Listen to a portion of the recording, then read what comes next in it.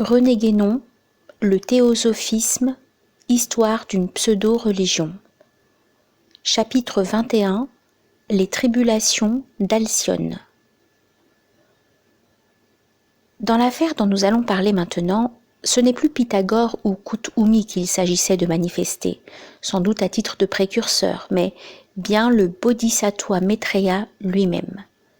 Et le jeune homme qu'on élevait à cet effet n'était plus un Anglais, mais un Hindou, Krishnamurti, dont Madame Besan s'était instituée la tutrice, ainsi que de son frère Nityananda, qui devait avoir aussi quelques missions accessoires à remplir. On les désignait habituellement par les pseudonymes astronomiques d'Alcyone et de Mizar. Tous deux accompagnèrent Madame Besan dans le voyage qu'elle fit à Paris en 1911 et parurent à ses côtés à la conférence qu'elle donna à la Sorbonne le 15 juin sous la présidence de M. Liard, le vice-recteur d'alors, qui, il est bon de le noter, était protestant, et dont le sujet était le message de Giordano Bruno au monde actuel. Pour comprendre ce titre, il faut savoir que Madame Besan prétend être la réincarnation de Giordano Bruno, de même qu'elle prétend avoir été précédemment la philosophe Hypatie, fille du mathématicien Théon d'Alexandrie. Autrefois, elle donnait à ce sujet une toute autre version, car elle a affirmé expressément, comme Madame Blavatsky, qu'elle avait été hindoue dans sa vie antérieure. De telles variations sont vraiment bien peu faites pour inspirer confiance, et c'est là encore une contradiction à ajouter à toutes celles que nous avons déjà eu l'occasion de relever jusqu'ici. À l'époque où elle vint à Paris pour la première fois, on devait l'y revoir en mai 1914. Alcyone était âgé de 16 ans. Il avait déjà écrit, ou du moins on avait publié sous son nom, un petit livre intitulé « Au pied du maître », pour lequel les théosophistes témoignèrent la plus vive admiration, bien que ce ne fût guère qu'un recueil de préceptes moraux sans grande originalité. M. Gaston Revel terminait un article consacré à ce livre par ces mots significatifs. Ouvrez les guillemets.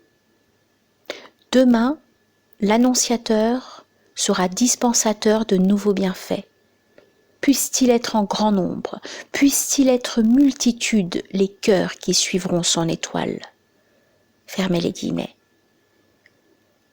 Auparavant, il avait paru un ouvrage des plus bizarres, ayant pour titre « Déchirure dans le voile du temps », par les principaux instructeurs théosophes, Madame Annie Besan, M.C.W. Leadbeater, en collaboration avec plusieurs autres personnes.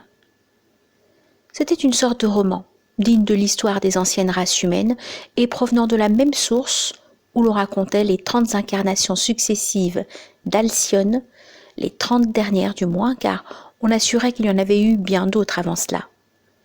En règle générale, on doit naturellement admettre que l'homme ne garde aucun souvenir de ses vies antérieures. Mais il paraît que les principaux instructeurs théosophes font exception, grâce à leur clairvoyance, qui leur permet de faire des investigations dans le passé. Nous venons de voir pourtant jusqu'à quel point on peut s'y fier. Une sorte d'adaptation française de cet ouvrage, ou plutôt de résumé, accompagné de commentaires, fut publié par M. Gaston Revel en 1913 sous ce titre « De l'an 25 000 avant Jésus-Christ à nos jours ». Ce qu'il faut y noter, c'est le soin avec lequel les épisodes racontés ont été choisis de façon à fournir l'occasion de rappeler les divers enseignements théosophistes. Ce sont aussi les prédictions qu'on y a glissées plus ou moins habilement, à des dates diverses, au sujet du rôle futur d'Alcyone. C'est enfin la façon dont se retrouvent, d'une existence à l'autre, les mêmes personnages, parmi lesquels les chefs de la société théosophique. Ouvrez les guillemets. 150 environ des membres actuels de la société, dit M. Leadbeater, qui figurent sous le nom de Sirius, se trouvent parmi les personnages principaux du drame qui se déroule au cours de ces vies. Hercule est Madame Besan, Vajra Madame Blavatsky, Ulysse Olcott et ainsi de suite. Il est profondément intéressant de remarquer comment ceux qui, dans le passé, ont été souvent unis par les liens du sang, se trouvent, bien que nés cette fois dans des pays éloignés, rapprochés de nouveau par l'intérêt commun qu'ils ressentent pour les études théosophiques et unis dans un même amour pour les maîtres les plus étroitement que par parenté terrestre.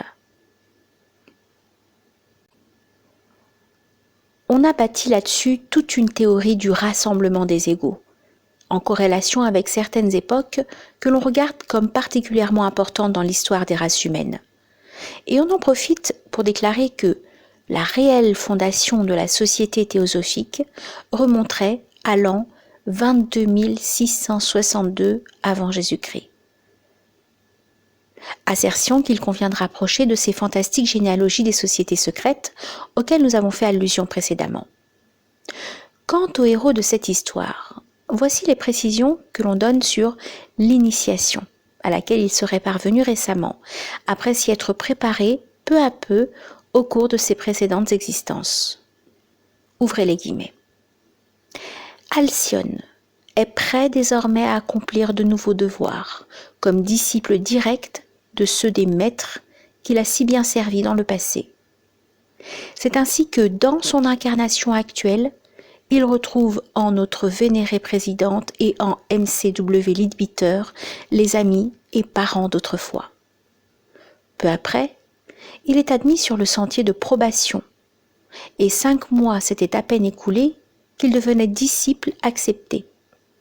Peu de jours après, il devenait le fils du maître et passait le premier portail de la première grande initiation, ce qui l'admet au nombre des membres de la Grande Loge Blanche qui gouverne l'humanité.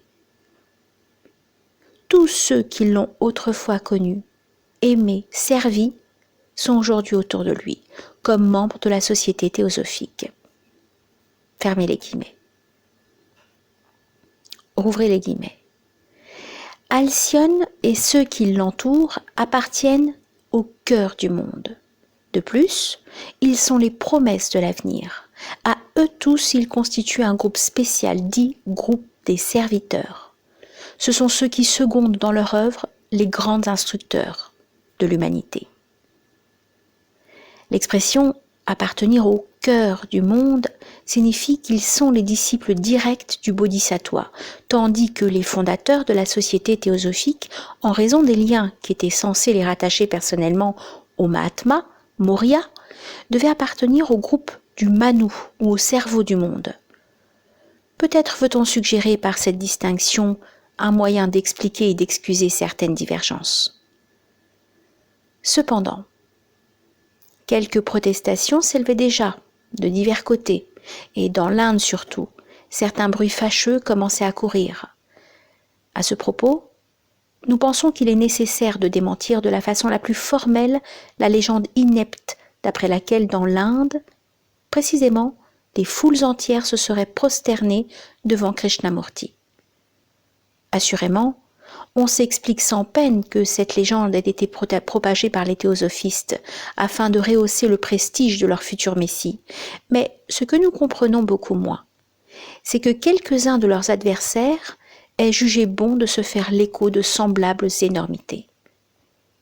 On ne peut employer un autre mot quand on sait comment le théosophisme est apprécié par les hindous.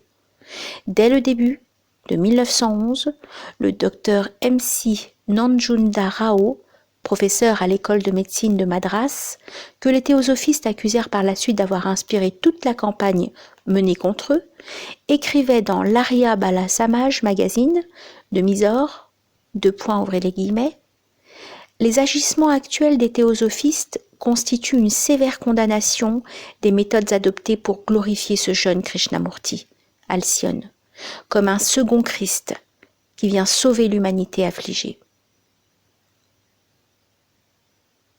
Disons, pour ceux qui pourraient tromper certaines similitudes de titres, que l'Arya Bala Samaj, dont l'organe publia ces lignes, ne doit pas être confondu avec l'Arya Samaj, dont il a été question plus haut, non plus qu'avec une autre organisation appelée Arya Bala Bodhini, qui ne fut qu'une des nombreuses créations de la société théosophique.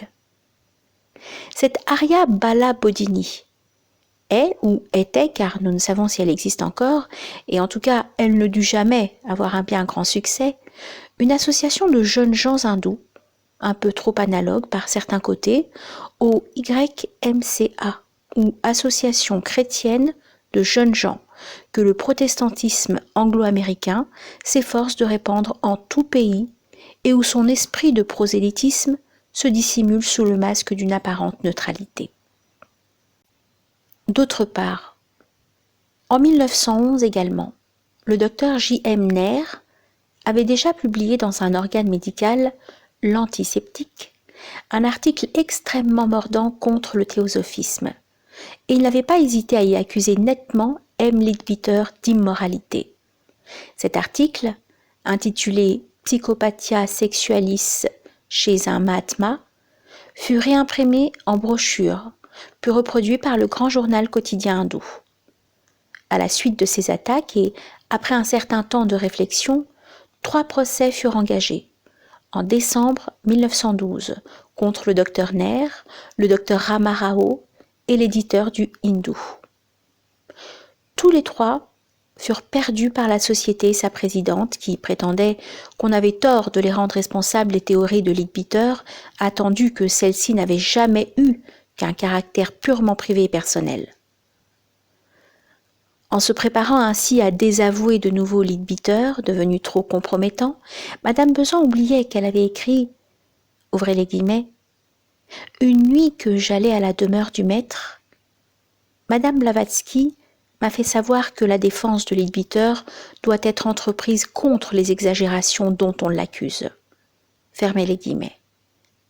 Et que, quelque temps après, elle avait même dit « Je dois rester ou tomber avec lui. » C'est ce que ses adversaires surent lui rappeler fort à propos.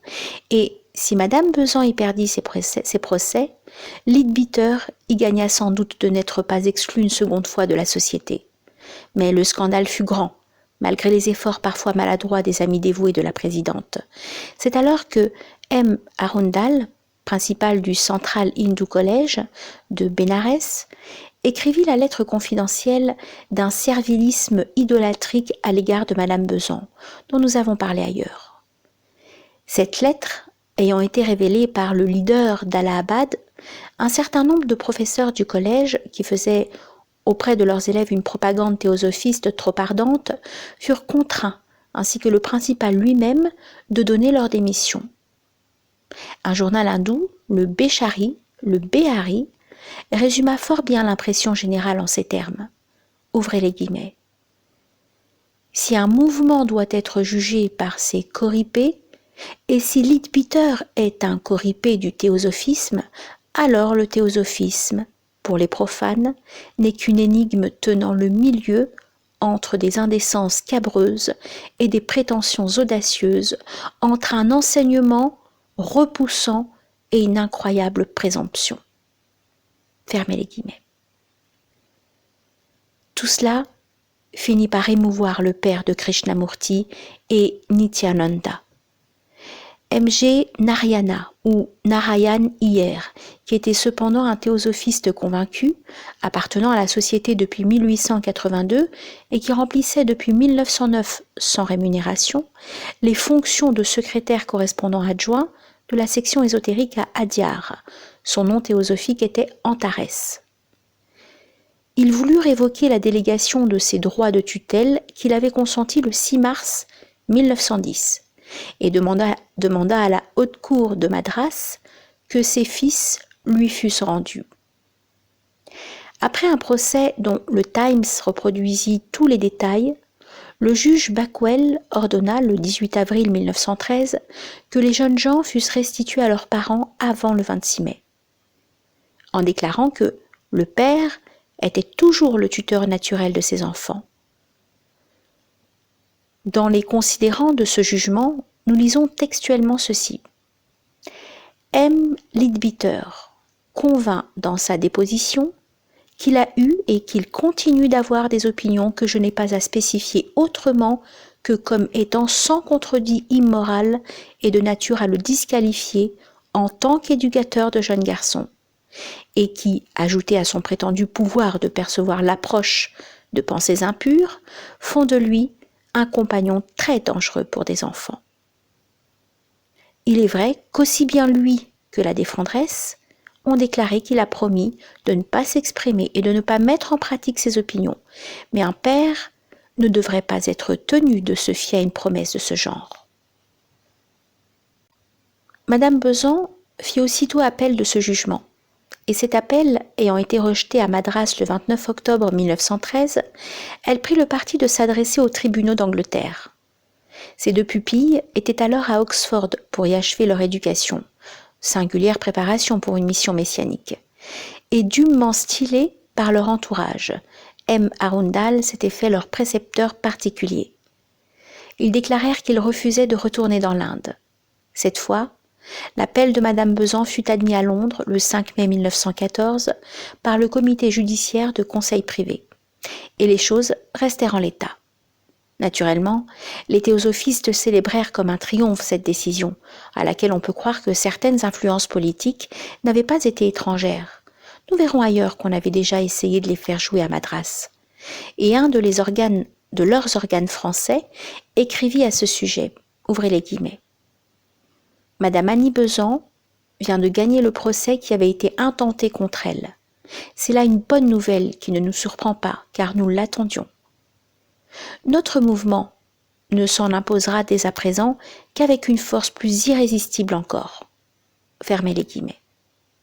Pourtant, depuis cette époque, il fut beaucoup moins question d'Alcyone, et il semble même qu'on n'en parle plus du tout aujourd'hui.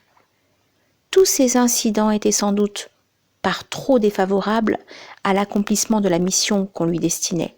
Et d'ailleurs, on avait eu la prudence de ne le présenter tout d'abord que comme un annonciateur, tout en faisant entrevoir assez clairement le rôle plus important qui devait lui être dévolu par la suite.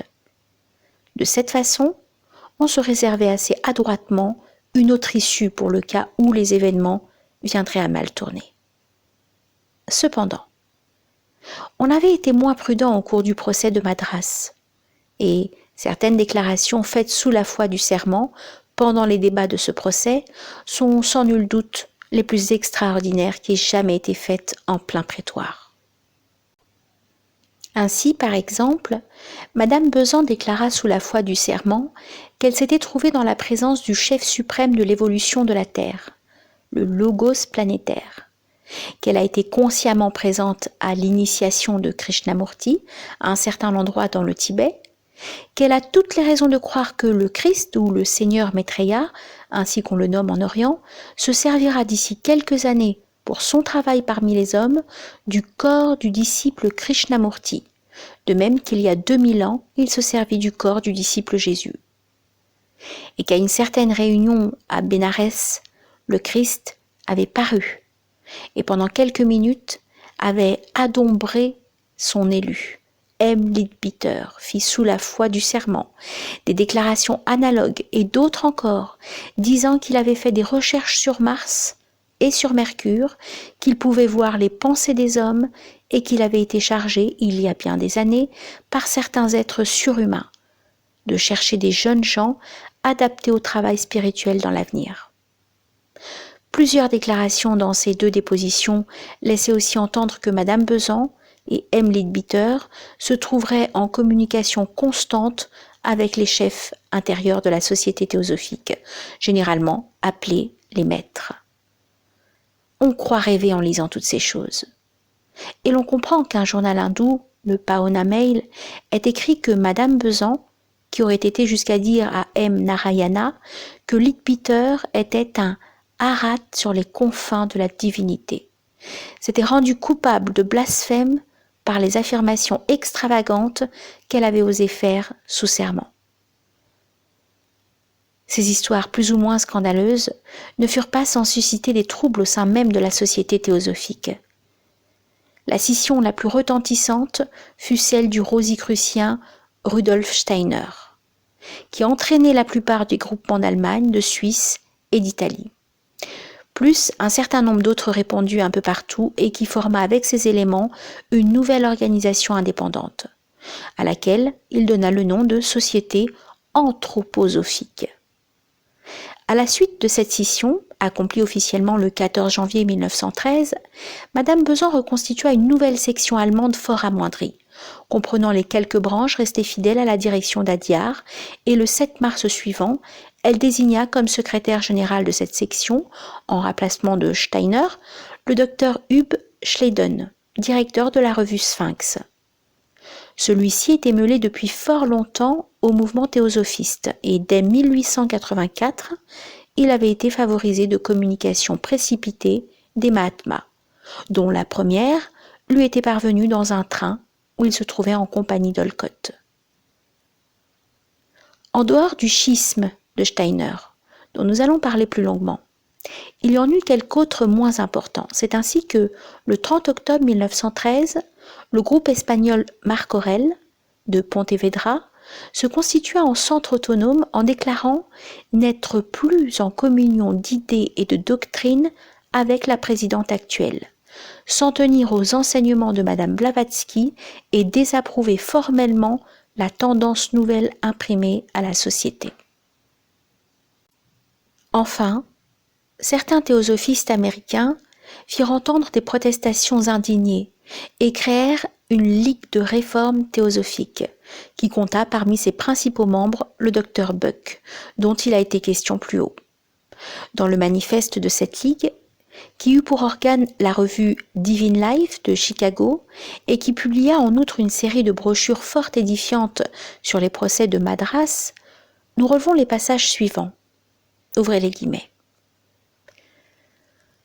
On se propose d'organiser aux États-Unis un corps de théosophistes destiné à amener une réforme des conditions où se trouve actuellement la société théosophique, dont la présidente, Madame Annie Besant, associée à M. Charles W. Leadbeater, a pendant toute la durée de ses fonctions causé la plus déplorable démoralisation du but et de l'idéal de cette société.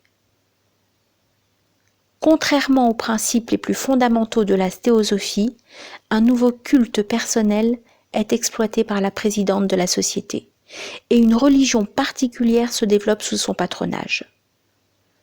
La conduite de Madame Besant à cet égard constitue une malfaisance caractérisée, et sa collaboration continue avec M. Leadbeater est de nature à jeter le discrédit sur la société. Fermez les guillemets.